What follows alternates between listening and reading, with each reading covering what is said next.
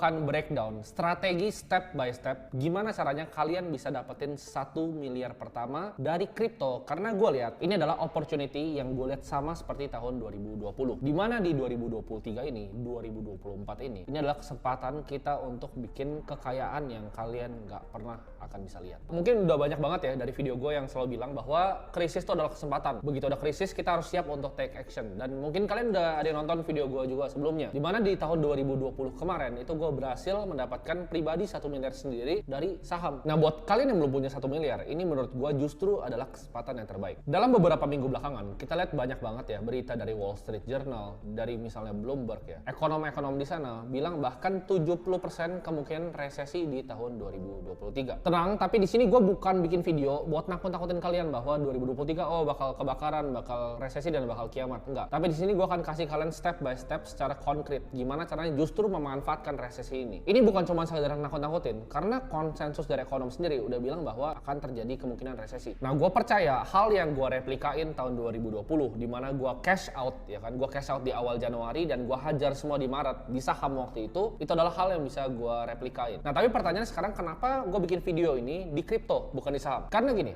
kalau di saham kemarin dari pengalaman gue bisa mendapatkan keuntungan yang ya dibilang kecil juga enggak, lumayan beberapa kali lipat. Tapi kripto ini menurut gue bisa naik 5 kali, 6 kali, 7 kali, bahkan 8 kali lipat. Nah, mungkin saham itu turunnya nggak akan terlalu signifikan. Kenapa? Karena IHSG sekarang masih 6.700. Itu bahkan cuma paling nanti drop mungkin mentok-mentok 5.000 ketika krisis. Tapi kalau di kripto ini turun dari all time high-nya udah mau mendekati 80%. Jadi kalau naiknya itu bisa 4 kali, bisa 5 kali lipat lebih tinggi dibanding di saham. That's why bikin 1 miliar pertama itu lebih gampang di kripto dalam tahun-tahun yang akan mendatang. Nah, sekarang pertanyaannya ya kan, apakah market timing mungkin? Kan banyak bilang, gue juga pribadi sendiri selalu bilang bahwa time in the market is better dan coba untuk timing the market. Tapi kita lihat Howard Marks baru keluarin memo tentang gimana caranya kita bisa belajar dalam sejarah dari tahun 1971-nya Paul Volcker sampai sekarang. Semua sejarah itu biasanya berulang. Dan kalau dibilang gak ada yang bisa market timing, kita tahu bahwa banyak banget bilioner di dunia, hedge fund manager yang super kaya dari market timing. Contohnya, Bill Ackman waktu COVID ya kan, dia beli credit default swaps. Itu mirip seperti kalau dulu itu dibelinya Michael Burry pas tahun 2008. Tapi itu yang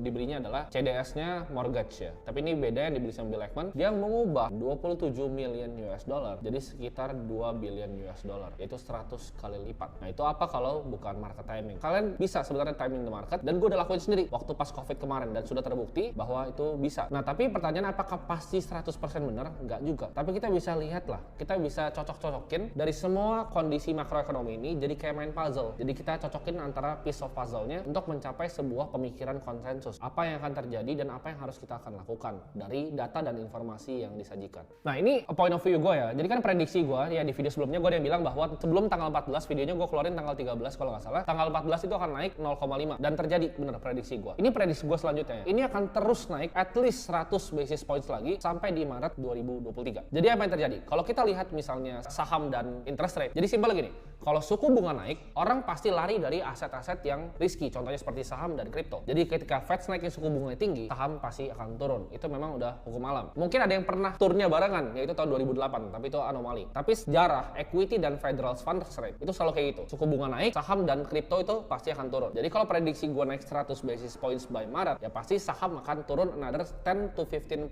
lagi. Jadi simpelnya kalau gue mau jelasin konsepnya interest rate the Feds. Jadi kalian yang perlu kalian ingat cuma dua, hawkish dan dovish. Maksudnya apa? Kalau dia lagi naikin interest rate tinggi, dia lagi kontraksi balance sheet ya, dia tarik peredaran uang, itu namanya hawkish. Nah, tapi kalau dia akan berubah ke dovish, di mana dia mulai turun ini. Karena suku bunga tuh nggak bisa dinaikin terus-terusan. Pasti ada suatu titik di mana dia harus turunin suku bunga. Dan ini jadi dovish. Nah, ini dia mulai nih melakukan yang kayak zaman dulu pas Covid 2021, print uang ya kan. Udah nggak narik lagi dari peredaran, tapi dia mulai print uang. Nah, itu akan terjadi apa? Orang akan lariin uangnya itu ke dalam aset-aset yang risky. Jadi ini bisa dibilangnya Goldilocks dan juga reflation. Orang akan beli aset-aset yang risky dan ini akan dipump terus naik ke atas. Nah, intinya adalah apa? Kan kita tahu ya, ada hawkish, ada dovish. Pertanyaannya kapan dia pivot ya. Jadi ini yang pertanyaan yang semua orang cari. Kapan berubah nih dari dia naikin suku bunga, kontraksi balance sheet, ke akhirnya dia lebih luasin nih, lebih easing, dia lebih turunin suku bunga. Jadi kalau dia naikin terus, itu market akan crash terus. Dan apa yang terjadi? Kalau misalnya terlalu tinggi suku bunganya, akan terjadi the Great Depression kayak 1930. Dan kita semua nggak ada yang mau itu dan Federal Reserve juga nggak mau itu. Jadi at one point dia pasti akan mulai turunin lagi. Kan gue bilang Maret dia akan masih naikin sampai 100 basis points. Pertanyaan kapan dia akan turunin. Ini pandangan pribadi gue dan prediksi gue adalah di akhir 2024. Karena tiap kali dinaikin suku bunga, kayak misal tanggal 14 kemarin Desember dia naikin suku bunga, itu biasa ada terjadi lag di market ya. Jadi market tuh pasti ketinggalan. Kita nggak akan ngerasain dampaknya secara langsung. Tapi mungkin 6 bulan, 8 bulan akan baru berasa. Jadi kemungkinan dia akan turunin itu suku bunganya by akhir 2024. Kenapa kita harus peduli? Kita kan mau investasi di kripto. Kenapa kita harus peduli? Karena ada namanya korelasi antara pasar saham equity dengan kripto itu sangat interlink. Kenapa? Karena pemainnya sekarang udah banyak yang sama. Jadi kita harus ngerti nih, kalau Fed ngapain, saham bakal ngapain, dan kalau saham ngapain, kripto akan ngapain. Itu semua ada korelasinya. Nah, kita udah tahu nih, dia akan terus naikin interest rate dan dia akan turunin nanti di akhir 2024. Nah, game plan kita apa? Apa yang kita harus lakukan? Gue pribadi, gue keep cash sebanyak-banyaknya. Jadi gue akan hoarding cash. Kenapa? Karena sekarang cash is king. Harus simpen cash sebanyak-banyaknya. Jadi jangan dulu masuk di market, jangan dulu invest di saham, jangan dulu invest di kripto dalam jumlah yang banyak. Keep cash dulu. Karena kita belum lihat nih, gue belum lihat antara Fed ini mau pivot ya. Dia belum mau ganti ke dovish dalam waktu singkat karena dia akan terus naikin dulu sampai at least awal tahun depan. Nah, dan menariknya ya, kita tahu siklus Bitcoin halving kan, di mana reward untuk miner tuh dibagi dua. Ini akan terjadi di April 2024. Kalau tebakan gue bener, dia akan mulai berubah dari hawkish ke dovishnya itu setelah halving. Dan ini secara historical juga sama. Gak akan naik nih harga Bitcoin tuh di halving 2024, gak bakal naik. Gak mungkin di Aprilnya naiknya. Tapi biasa lag dia ya, 3 bulan, 4 bulan, 5 bulan, 6 bulan. Jadi bakal berbarengan nih siklusnya kripto yang udah terjadi selama beberapa dekade terakhir itu bakal ikut lagi. Jadi dua ya katalisnya. Satu, Fed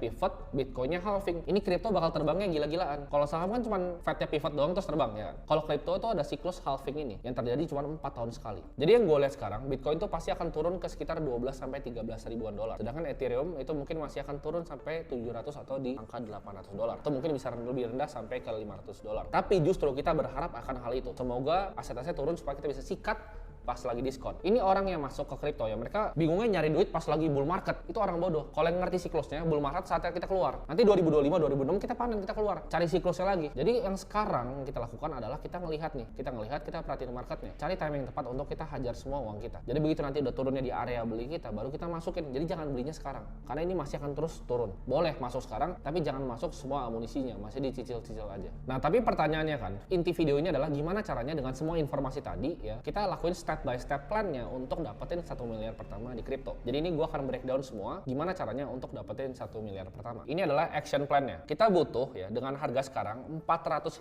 juta di Bitcoin yaitu 0,5 Bitcoin dan 550 juta di Ethereum yaitu 11 Ethereum. Jadi 450 juta itu kalau misalnya gue ekspektasi Bitcoin tadi balik ke 900 juta dan 550 juta Ethereum itu kalau misalnya ekspektasi gue Ethereum itu naik ke 50 juta. Jadi tinggal dibagi aja. Kita butuh 11 Ethereum, kita butuh 0,5 Bitcoin. Nah, dengan harga sekarang kita butuh uang 312 juta untuk mencapai 1 miliar di tahun 2025. Tapi kalau Bitcoin turun ke angka 12.000 dolar ya, yaitu 0,5-nya itu akan cuma 93 juta. Dan Ethereum turun sesuai prediksi gue ke 700, itu akan cuma 10 juta per koin. Jadi kita cuma butuh 110 juta. Kan kita butuh 11 Ethereum tadi. Kita kalau misalnya turun ke 10 juta per koin, kita butuh uang 110 juta. Jadi totalnya 93 juta di Bitcoin dan 110 juta di Ethereum. Jadi angkanya lebih murah kalau kita beli nanti pas turun. Kalau lu belinya sekarang kita butuh 312 juta, tapi kalau kita beli pas turun nanti Bitcoin 12.000 dan Ethereum di 10 juta per koinnya, kita cuma butuh uang 203 juta. Nah, tapi mungkin kalian setelah dengar hitungan ini, kalian bingung. Gue ngumpulin 203 juta itu di mana? Gimana caranya dapetin 1 miliar? Orang 203 jutanya itu nggak punya. Nah, kalian kalau dengerin kata-kata gue dari awal, yaitu kapan ini akan terjadi, itu masih lama. Masih akhir 2024. Jadi buffer kalian tuh 2 tahun loh. Dari 2022 akhir ini, 2023 awal, setahun tuh sampai mungkin 2024 sampai akhir tahun lagi. Jadi masih ada 23 sampai 24 bulan. Lu tinggal bagi 203 juta kan?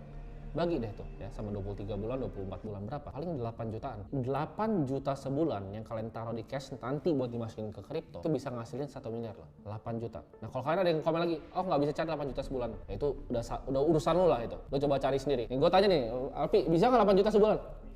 Bisa loh. Bisa kan? Jadi kalau nggak bisa cari 8 juta sebulan, udahlah itu nonton video gue yang lain lah, nonton videonya siapa kayak gitu, cari 8 juta ya. Jadi buffernya itu 2 tahun. Gue pribadi, ini plan gue adalah gue kumpulin uang sebanyak-banyaknya untuk gue hajar nanti. Jadi gue tuh udah pusing sekarang nih untuk nyari duit. Sama dengan kalian harusnya. Jadi jangan pusing cari duit pas Bitcoin 800 juta. Oh, gue mau beli ikut-ikutan. Itu disikat lo sama market. Tapi cari pas lagi Bitcoin, Bitcoin lagi 200 juta nih. Nah, baru sikat. Jangan sikatnya di atas, lo yang disikat nanti ya. Jadi kita cari uang di saat sekarang. Ini gue percaya dalam gue belajarin keluarga-keluarga yang bikin ibaratnya namanya generational wealth ya, kekayaan yang luar biasa gede kayak di zaman Renaissance dulu 800 tahun Medici family itu kontrol Vanderbilt, Andrew Carnegie dari railroad. Gue pelajarin semuanya. Mereka punya satu hal yang sama dari semuanya, yaitu mereka invest uangnya sebagian besarnya bikin kekayaan pertama itu di satu industri, dan industri yang growing. Dan gue percaya industri yang growing itu untuk gue pribadi untuk bikin kekayaan generasi itu waktunya adalah di kripto dan sekarang. Jadi ini plan gue pribadi, gue akan ikutin plan ini tapi ya jumlah uang yang berbeda. Gue gak akan taruh cuma 8 juta gitu, gue akan taruh jauh lebih banyak. Tapi ini plan gue untuk bisa exit nanti di tahun 2026 dengan kekayaan yang gue gak pernah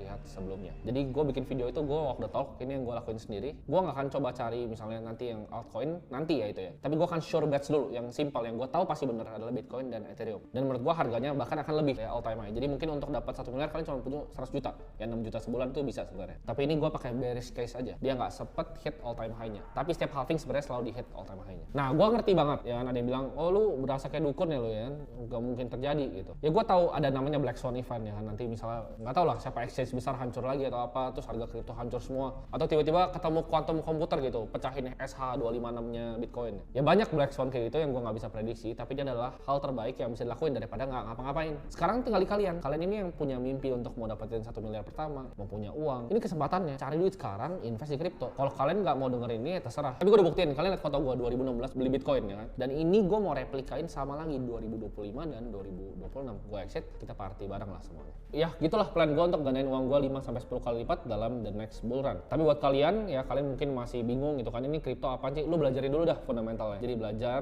ngerti ya, tahu apa yang kalian beli, kripto itu apa, jenisnya apa, cara belinya gimana, belajarin dulu. Dan kalau udah, ikutin step by step yang gue kasih di sini. Jadi ini 1 miliar sebenarnya cuma judul aja. Lu nggak punya uang 100 juta, mau ngumpulin 100 juta, sama hitungnya, cuma butuh uang 20 juta gitu kan. Yang gue harap dari video ini adalah, gue bener-bener pengen kalian tuh bisa ikutan jadi kaya nanti di next cycle. Jadi jangan udah nonton video ini, nggak action, nggak ngapa-ngapain, tetap hidup yang sama gitu. Udahlah, gue bukan Mario Teguh, gue nggak mau jadi motivator sini. Sampai jumpa semuanya di video selanjutnya. Bye-bye.